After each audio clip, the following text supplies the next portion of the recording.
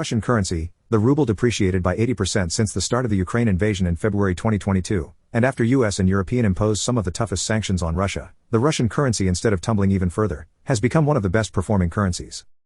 Normally, a country facing international sanctions and a major military conflict would see investors fleeing. The investors take home their capital, which results in huge outflow of dollars, causing the country's currency to drop. This is what exactly happened with Russian ruble after the invasion.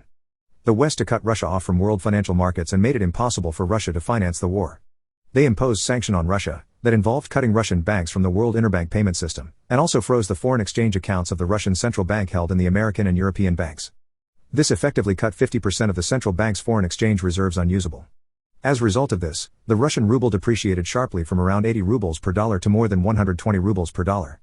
And the biggest impact to the Russian financial system came in June 2022, when Russia defaulted on its international bond payments. The Russian central bank counterattacked and took actions by imposing capital controls, which included restricting the volume of currencies that could be converted to dollars. Russian residents were forbidden from moving foreign currency abroad and face a strict limit on the amount of foreign currency they can withdraw from banks. Russian companies that earn revenue in foreign currency must exchange 80% of that foreign currency with the central bank for rubles. The Russian central bank sharply increased the interest rates from 9.5% to 20%, a huge increase of 10.5%. This gives the depositors and investors a hefty return for the risk they take by investing in Russian economy. Surprisingly, all these steps help stabilize the ruble, much better than anyone would have anticipated, and now, the ruble is trading at 61 rubles for a dollar, which is an 18% appreciation compared pre-war status. Apart from the Russian central bank actions, the main reasons for the ruble to perform well was the soaring commodity prices, and Russia, being a major exporter of crude and wheat, benefited from the increased prices. Though European countries have cut back on their Russia energy consumption, Asia countries were able to take the Russian crude, which was offered to them at a discount.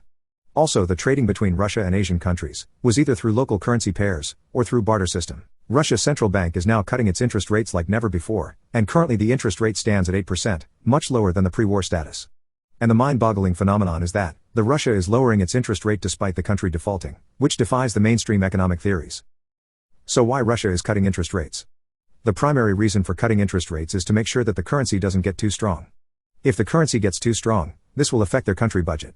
Russia government budget has dependency on oil and gas exports, and a stronger ruble cuts into the budget, because the government gets much of its revenue from energy taxes denominated in foreign currency, but spends in rubles.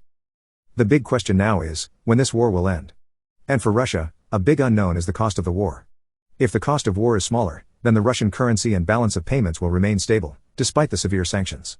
But if the cost is high, then Russia could not finance the war with export earnings alone, and would soon try to end the war.